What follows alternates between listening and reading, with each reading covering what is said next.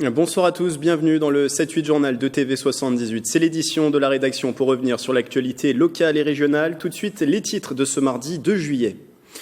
La visite de la ministre de la Justice dans les Yvelines, Nicole Belloubet, était ce matin à la maison d'arrêt de Bois d'Arcy. Sur place, la garde des Sceaux a présenté la nouvelle feuille de route du gouvernement sur la santé des détenus. Le département touché par les noyades, notamment chez les plus jeunes. Une personne de 21 ans décédée ce week-end à Achères et un enfant sauvé de peu à Versailles. L'enseignement de la natation est-il suffisant? Quels sont les conseils pour éviter les incidents? Nous en parlons avec notre invité. Enfin, les gendarmes des Yvelines ont un nouveau patron. Le colonel Sylvain Tortellier va prendre ses fonctions le 1er août. Il remplace le colonel Loïc Barras. La passation de commandement se déroulait hier à la préfecture des Yvelines.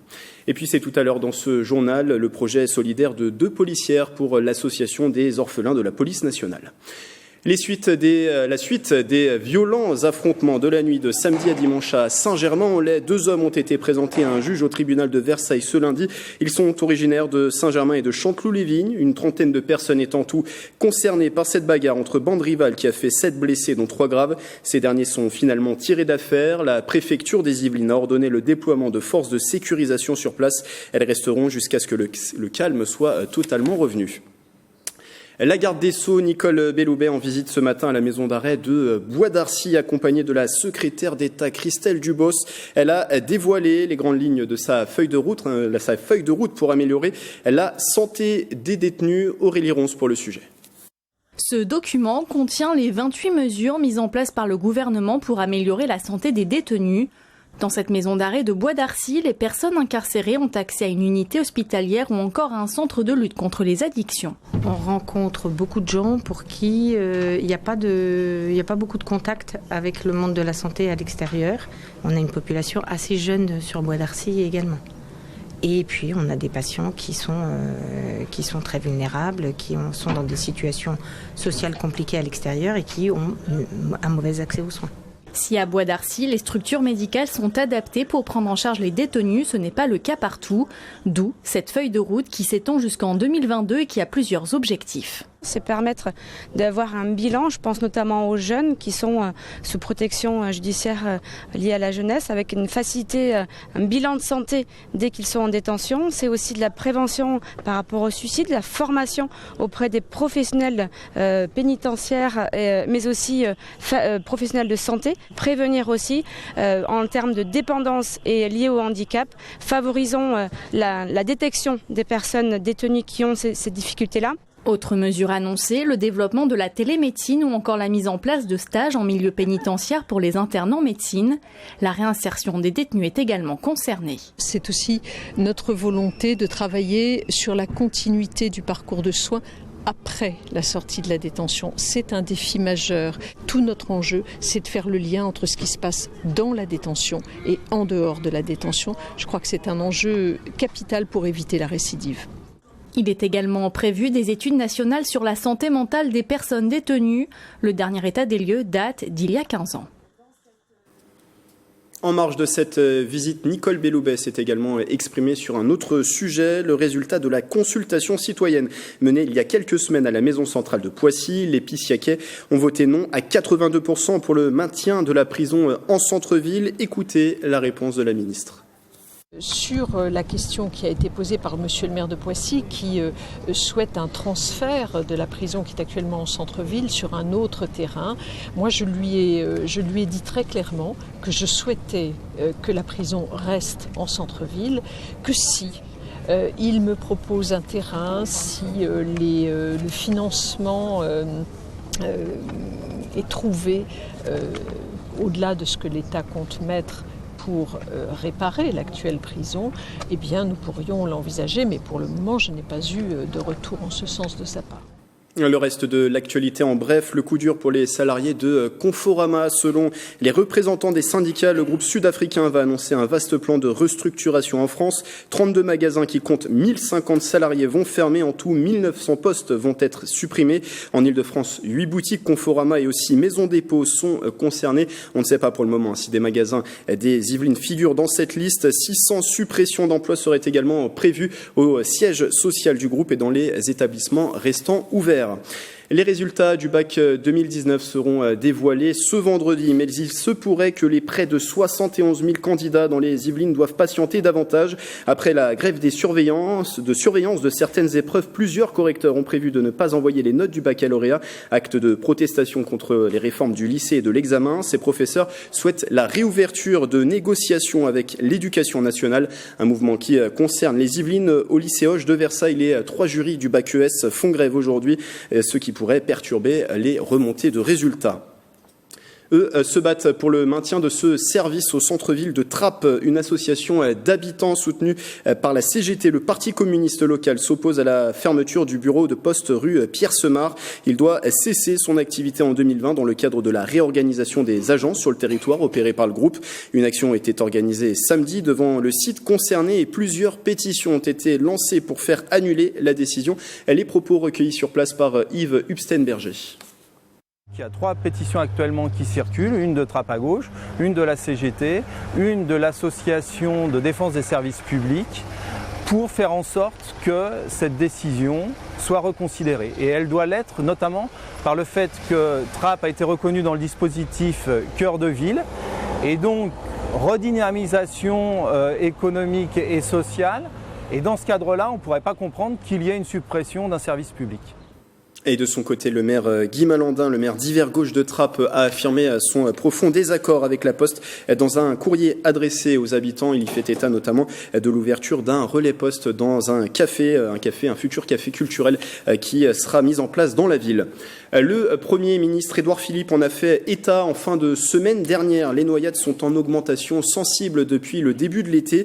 En témoignent 2 derniers épisodes survenus ce week-end dans les Yvelines. Un jeune de 21 ans s'est noyé lors d'une baignade dans l'étang de Beauche, des Beauches à Achères samedi toujours dans un camping à Versailles. C'est un enfant de 3 ans qui a été sauvé de peu d'une noyade en piscine. Alors comment éviter que de tels incidents se produisent? On en parle avec mon invité Gilles Ranck. Bonsoir. Bonsoir. Vous êtes le président du comité des Yvelines de la FF2S, c'est la Fédération française de sauvetage et de secourisme.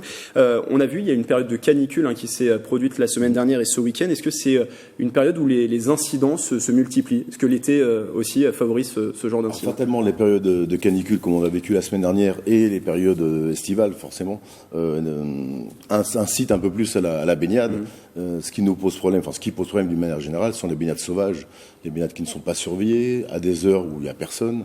Là, dans le cas de l'étang à Achères, par exemple, c'est un étang où la baignade est interdite. Il ne faut pas prendre de risque quand il y a des panneaux d'interdiction. Exactement. Ce n'est pas pour rien. Lorsque la baignade est interdite, c'est jamais pour rien, c'est jamais pour le plaisir, c'est jamais pour le plaisir d'interdire. C'est simplement qu'il y a des risques et que ces risques ne sont pas maîtrisés quand il n'y a personne sur place.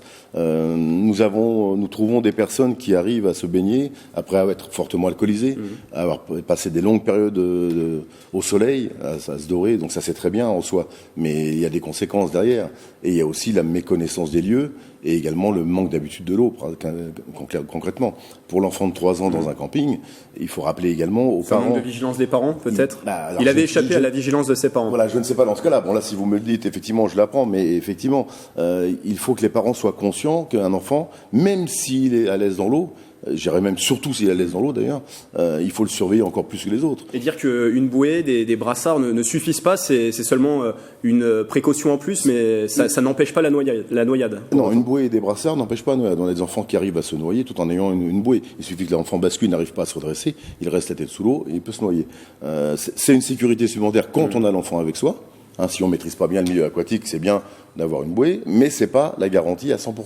Il faut absolument que les parents prennent conscience qu'une bouée, c'est pas un sauve-conduit, qu'un maître nageur, il n'est pas là pour surveiller un enfant, mais il surveille des centaines d'enfants. Du bassin, il surveille un ensemble, et que fatalement, si le parent n'est pas responsable et qu'il prend la baignade comme un lieu de loisir sans danger, c'est une erreur. Donc ça c'est dans le cas des piscines publiques, aussi de balades, de sorties à la plage. Pour les piscines privées, parce que ça arrive aussi, qu'il y ait des incidents dans des piscines privées, quelles sont les précautions à prendre? Les précautions, déjà c'est pas laisser les enfants seuls au bord des piscines, même privées, et se consacrer à la surveillance même des enfants qui sont au bord de ces piscines privées.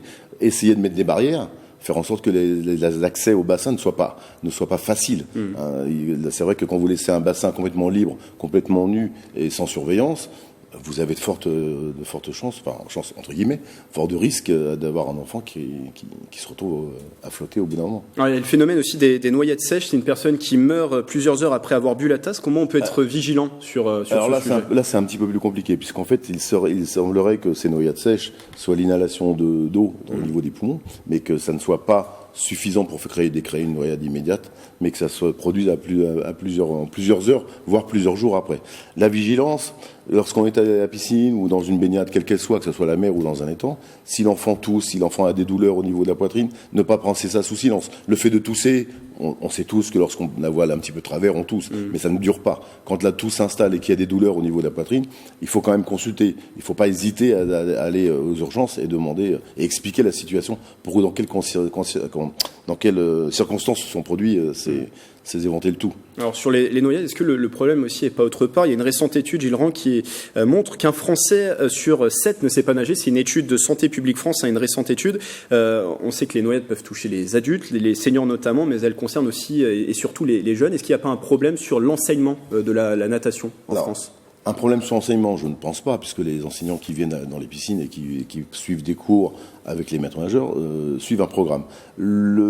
Peut-être le souci que l'on rencontre, c'est qu'on familiarise beaucoup les enfants à l'eau, c'est-à-dire qu'on leur apprend à ne pas avoir peur de l'eau, mais on oublie de leur apprendre à nager derrière. Donc ça veut dire qu'on a des enfants qui sont très à l'aise, qui aiment bien l'eau, qui aiment bien aller au bord de l'eau, qui aiment bien jouer dans l'eau, mais qui croient maîtriser, mais qui ne maîtrisent pas. Donc là, c'est un petit là-dessus, peut-être qu'il y aura des améliorations à apporter, puisque les statistiques que vous donnez, on avait les mêmes quasiment dans les années 60. Donc ça veut dire que ça n'a pas évolué. Et pourtant, les habitudes de l'eau ont considérablement évolué en termes de bassin et en termes de fréquentation. Et on précise juste, parce qu'on arrive à la fin de cet entretien, que votre fédération a bien sûr une mission de sensibilisation, mais aussi elle propose de nombreuses formations. Toutes les informations sont à retrouver sur le site internet qui s'affiche en bas de l'écran. Merci Gilles Ranc. Merci à vous. Président du comité des Yvelines de la Fédération française de sauvetage et de secourisme, la FF2S. Merci d'être passé en plateau. Merci beaucoup. Le gouvernement a annoncé sa feuille de route pour les collectivités territoriales. Un nouvel acte de la décentralisation est prévu pour 2020. Une réorganisation aussi des services de l'État sur les territoires est d'ores et déjà lancée. Des réformes qui sont attendues par les élus des Yvelines. Le reportage de Nicolas Dandry. La mise en œuvre de la réforme de l'organisation territoriale de l'État, c'est l'objet de la circulaire du 12 juin envoyée par le Premier ministre au préfet. Elle rappelle notamment, c'est à l'échelon départemental que doivent être mises en œuvre les politiques de l'État. Une directive rappelée par le préfet des Yvelines lors de son intervention devant l'Assemblée départementale le vendredi 28 juin et illustrée avec l'exemple de la loi SRU sur le seuil de logements sociaux imposé aux communes. Notre interprétation sera toujours positive à partir du travail de terrain et que nous mobilisons tous les moyens pour accompagner dans ce cadre réglementaire en effet contraignant et que notre vision des choses sera toujours une vision bienveillante pour une application la plus intelligente et imaginative de la loi. Du côté des institutions décentralisées, conseillers municipaux ou départementaux, maires ou présidents de département, les attentes sur l'acte de décentralisation sont importantes. Alors, je pense qu'il faut donner plus de pouvoir aux collectivités. Tout ce que l'État ne fait pas bien à l'échelon central, il faut le confier aux collectivités. L'État, lui, doit mieux faire ce qui est le cœur de son métier. C'est la défense, c'est la sécurité, c'est la diplomatie, bien entendu, et qui sont aussi les garants de l'unité nationale. Mais localement, on est plus opérationnel. Donc, il y a les communes, et en soutien de ces communes, il y a les départements qui coordonnent, qui accompagnent les communes, leurs intercommunalités. Je dirais de redonner à la proximité et redonner au territoire les compétences et l'autorité et la responsabilité qu'ils doivent avoir. Qui mieux que les élus de territoire, je dirais sur la proximité, sont à même de mettre en place une réorganisation. Sur la réorganisation des services de l'État dans le département, les directives sont en cours d'application. Le gouvernement lancera en 2020 la réforme sur les collectivités territoriales. La gendarmerie nationale des Yvelines va avoir un nouveau commandant à partir du 1er août. Le colonel Sylvain Tortellier va prendre ses fonctions à la place du colonel Loïc Barras. La passation de commandement entre les deux officiers s'est tenue ce lundi 1er juillet en préfecture des Yvelines. Nicolas Dandry était sur place.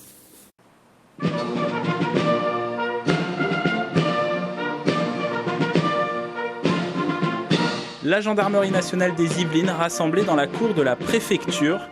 Une cérémonie de passation de commandement. Le groupement départemental connaît son nouveau commandant, le colonel Sylvain Tortelier.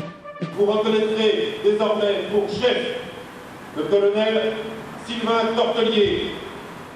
Commander dans ce magnifique département des Yvelines avec autant de diversité, autant de problématiques, ça rend le challenge et le défi d'autant plus intéressant en fait. C'est de par le contact avec la population, les élus et les grands représentants que nous pouvons donc mieux finalement sentir le pouls de ce département et donc a fortiori répondre aux attentes de la population en fait.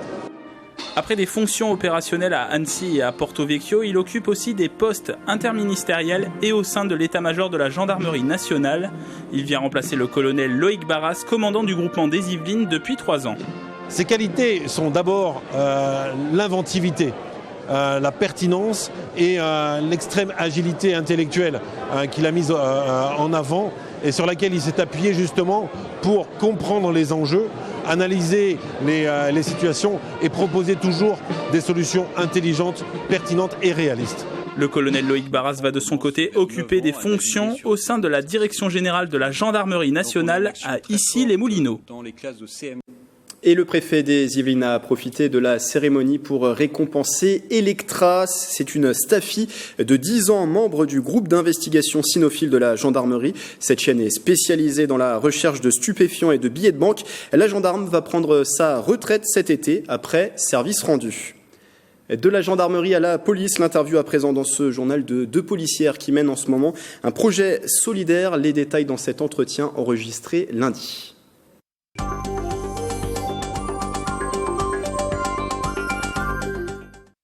Elles souhaitent s'envoler pour le Costa Rica. 2 policières, dont l'une travaillant dans les Yvelines, vont participer au 5e raid de la Saharienne dans le pays d'Amérique centrale en décembre prochain. Pour en parler, elles sont en plateau. Charlotte et Marine, bonsoir. Bonsoir. Et vous allez donc participer à ce raid dans l'équipe des 3B, ça veut dire baroudeuses, blondes et bleues. Et vous allez courir pour une association, c'est l'association Orchéopolis. Alors pour juste la présenter, commençons par la présenter. Elle accompagne les familles de policiers endeuillés, c'est ça cette association ? Charlotte ? Exactement, en fait, c'est une association donc, qui se prend en charge les orphelins de la police nationale, donc plusieurs formes. De quelle manière justement elle accompagne ? Elle prend en charge les enfants, donc que ce soit un soutien moral du coup, parce qu'en général les enfants perdent un parent ou 2, donc que ce soit un soutien moral, financier également, il les accompagne jusqu'à leur entrée dans la vie active. Donc que ce soit par des aides ou même en accueillant les enfants en fait dans des centres de vacances. Justement pour leur permettre de profiter un peu de leur jeunesse et de passer outre les moments difficiles de leur vie. Et vous me le disiez avant le début de cet entretien, c'est une association que vous connaissez depuis l'école de police, que vous connaissez depuis plusieurs années. Pourquoi choisir de la soutenir ? Qu'est-ce qui vous touche finalement dans cette association ? C'est un hommage que vous souhaitez rendre à des collègues disparus ? C'est un hommage aux nombreux collègues malheureusement qu'on perd chaque année, que ce soit sur le terrain ou par suicide. Donc voilà, pour nous ça a été vraiment l'évidence, c'était cette association-là et pas une autre. Alors ce raid, vous allez donc le faire en décembre, c'est programmé en décembre, du 13 au 20 décembre. Du coup, pourquoi le faire sous forme de raid ? Pourquoi ce soutien ? Vous avez voulu le faire sous cette forme-là ? Alors du coup, on a voulu le faire sous forme de raid parce qu'on est toutes les 2 sportives de base et du coup, on voulait vraiment mettre l'accent à conjuguer les deux, les enfants et en même temps faire le sport. Et du coup, on s'est renseigné sur les différents raids multisports et on s'est rendu compte que le raid de la Saharienne défendait les droits des femmes, donc on a dit allons aider les enfants, allons soutien aussi aux femmes, et du coup on s'est lancé dans ce raid. Parce que celui-ci, ce raid est 100% féminin, je l'ai dit, du 13 au 20 décembre, c'est la 5e édition au Costa Rica, donc il y a un angle solidaire, on l'a compris, un raid sportif, ça consiste en quoi, le raid de la Saharienne ? Donc ce raid se déroulera sur 7 jours, on a différentes épreuves, notamment du VTT, du trail, de la course à pied, on aura quelques épreuves un peu plus originales comme du lancer de hache par exemple, on a également du canoë-kayak, enfin voilà, diverses épreuves tout au long de la semaine et voilà. Du coup, on fera les épreuves sur les matinées et les après-midi, on sera auprès des populations locales pour voir leur culture, leurs coutumes, faire justement un lien population. Un lien entre le sport et la solidarité. Vous allez parcourir du coup tout le Costa Rica, ça se déroule à travers tout le pays ? Exactement. On aura une base, en fait on va être logé dans un bivouac, donc sous des tentes, et puis on partira visiter tout le Costa Rica. Voilà. durant toute la semaine. Et je précise qu'il y aura 70 équipes engagées à chaque fois avec 2 femmes qui composeront chacune des équipes. Comment ça se prépare physiquement? Alors vous le disiez, vous êtes sportif, donc j'imagine l'entretien c'est tout au long de l'année, mais pour préparer plus particulièrement ce raid, comment ça se passe? On a la chance d'avoir une base d'entraînement sur Dreux, donc pas très loin d'ici, où on peut faire du canoë, du VTT. Donc on a fait notre première en canoë il n'y a pas longtemps. C'était assez fun, mais on s'entraîne souvent là-bas. Ouais. Une première encourageante ou il y a encore du travail? Non, pour une première, c'était pas mal.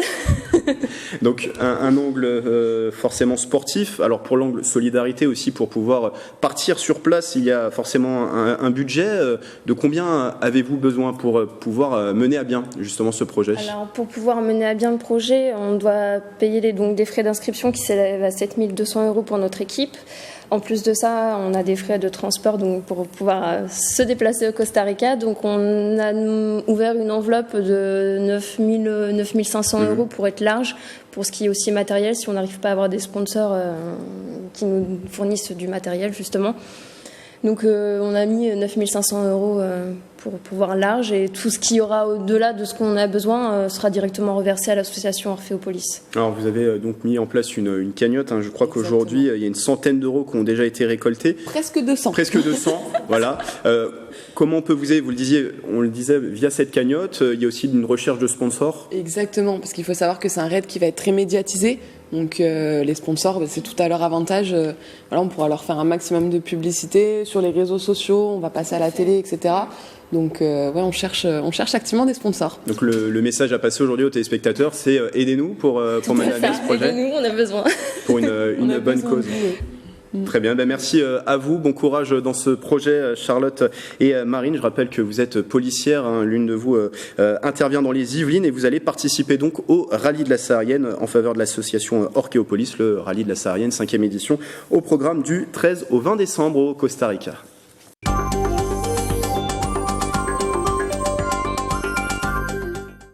Un retour en direct avec vous, Mélanie Poquet, bonsoir. Bonsoir. Avec vous, on va découvrir ce soir la commanderie autrement. Le site Saint-Cantinois va se retrouver ce week-end au centre d'un événement particulier. C'est un coup de cœur cette semaine qui connaît des turbulences. Des turbulences, oui, mais elles sont heureuses. Ces turbulences, c'est en fait le nom de la création, tout droit sorti de l'imagination d'une chorégraphe. Ça va peut-être rappeler quelque chose à nos téléspectateurs. Ah oui, vous nous aviez parlé d'un sujet de ce sujet en mai dernier. À l'époque, c'est la chorégraphe Tatiana Julien et la commanderie qui recherchaient des intéressés. Et une quinzaine d'entre eux a répondu présent. Ils viennent d'un peu partout de l'agglomération de Saint-Quentin-des-Lunes et même de Paris. Depuis, ils se sont retrouvés en juin pour créer tout cela. On voit les journées de travail à l'image. Il fallait appréhender le travail de Tatiana Julien, mais aussi comprendre comment la commanderie peut devenir un lieu chorégraphique.